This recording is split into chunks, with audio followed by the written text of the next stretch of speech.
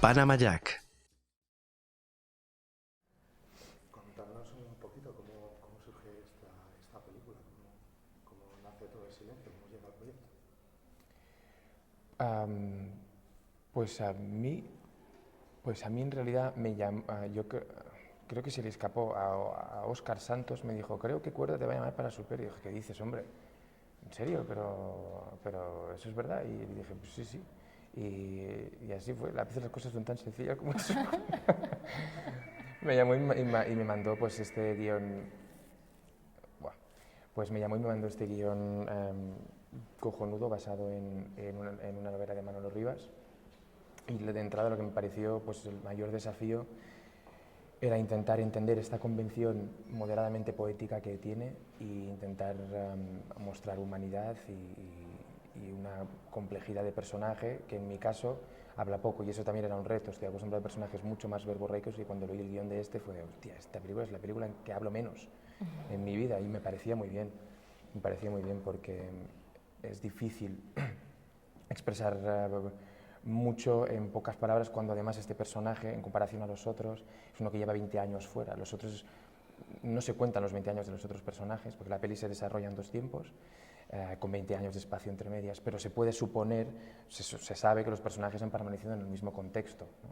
El mío no se sabe qué ha pasado en esos 20 años. Entonces, ¿cómo cuentas pues, la historia o el background, lo que ha cambiado de ese niño que sale de Noitia y que vuelve para encontrarse con su amor de infancia, con su amigo de infancia también, ¿no? Entonces, bueno, ahí estaba el reto. ¿Y para ti cómo llega ¿Cómo me el llega? proyecto? Sí. Pues a mí me llama mi representante, me cuenta esto, me pasa el guión, yo ya estaba dando saltitos de alegría en casa de la emoción, me lo leí entero, me encantó, me fui corriendo a buscar el libro, no me dio tiempo a leérmelo y Cuerda me había citado ya en su casa y yo no sabía muy bien a qué iba, si iba a hacer una entrevista, si iba a hacer una prueba, si iba a hacer un casting, si iba a haber más gente, no tenía ni idea, iba como un flan. Llegué a casa de Cuerda, me senté con él, empezamos a hablar del guión, yo ya lo tenía subrayado, lleno de anotaciones, y pasamos a hablar del guión, a hablar de los personajes, me empezó a contar quién iba a estar en el reparto, me empecé a poner más nerviosa todavía. Y empezamos pues eso, a hablar de los personajes, de Manolo Rivas, de Galicia, del narcotráfico, de los sentimientos, del amor, de la vida, amor, amor, amor. Terminamos estuvimos como 4 o 5 horas y me fui de su casa, y cuando estaba en la puerta le digo, pero José Luis, ¿me vas a hacer una prueba? ¿Quieres que quedemos algún día con el resto de los actores? ¿Cómo es? Dice, ¿pero tú quieres el personaje? Y le digo, claro, claro, pues entonces es tuyo. Así que bajé las escaleras temblando y digo, yo no sé cómo ni llegué a mi casa. Y estaba emocionada, ¿Y cómo ha sido ese trabajo con Cuerda, que es uno de los directores y productores más respetados de nuestro país, que tiene películas desde los 80 hasta ahora que son parte de la historia del cine de España? Pues primero con un poco de, frente a ello, con un poco de miedo, de responsabilidad, de ganas de estar a la altura, pero luego es sorprendentemente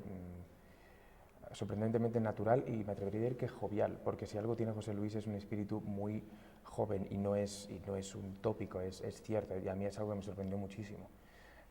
Que el diálogo con él no se cierne solamente a pues, el guión o las necesidades de personajes, sino a la vida. Y eso está muy bien, porque de alguna forma todo ese tipo de conversación alimenta la actitud de rodaje y los personajes. Porque empiezas hablando de opiniones del amor, y eso te lleva a lo del personaje, y luego vuelves a lo tuyo y él te cuenta lo suyo, que eso es lo más fascinante, ¿no? Además, José Luis es un narrador exuberante, están sus tweets como ejemplo de ello. ¿De vez en cuando suena eso? Pausa dramática y luego ya sigues. Y entonces es maravilloso escucharle, sentarte con él y escucharle. Así que muy bien. Y por otro lado, pues disfrutando yo creo, de una forma de rodar clásica en el buen sentido.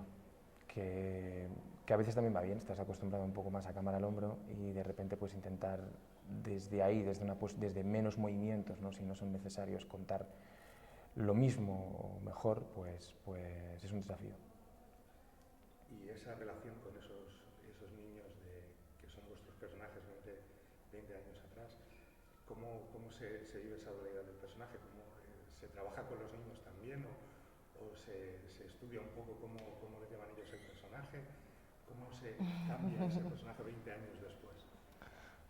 Yo creo que está escrito, ¿no? A mí sí me hubiese gustado haber trabajado un poco con la niña, o por lo menos haberla visto. Lo que pasa que yo en aquel momento estaba rodando otra cosa, esto se rodaba en Galicia.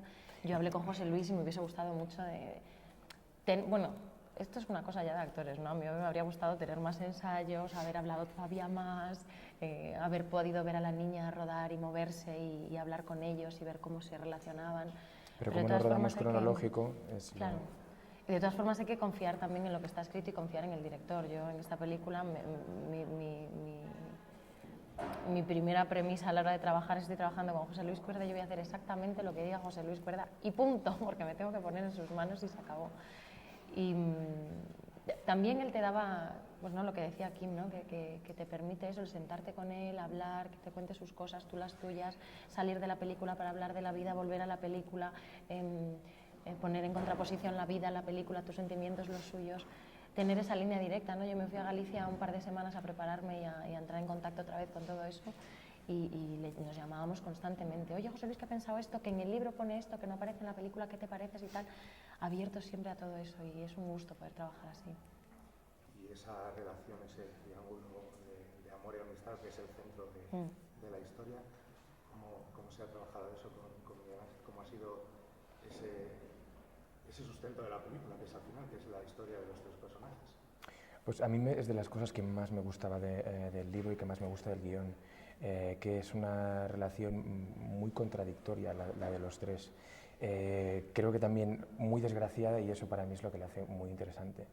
Que la relación, por ejemplo, de Brinco y Fins, el personaje de Miguel y el mío de pequeños, es una relación de amistad pero muy entre comillas, porque hay claramente uno que no es que abuse, pero que sí que, bueno, pues que tiene un trato de una, digamos que domina la situación más que el otro. Porque el otro, pues por características probablemente es más sensible, digamos que es un personaje más fuera de contexto. El otro tiene la fuerza bruta, tiene la agilidad, la pericia física y el otro pues tiene la sensibilidad y las dudas existenciales y eso en un entorno tan físico como en el que nacen, pues eso lo deja un poco fuera de juego. Precisamente eso es probablemente lo que atrae al personaje de Leda, ¿no? Con lo cual es una relación de amistad pero con muchos claroscuros y 20 años después pues sigue un poco lo mismo.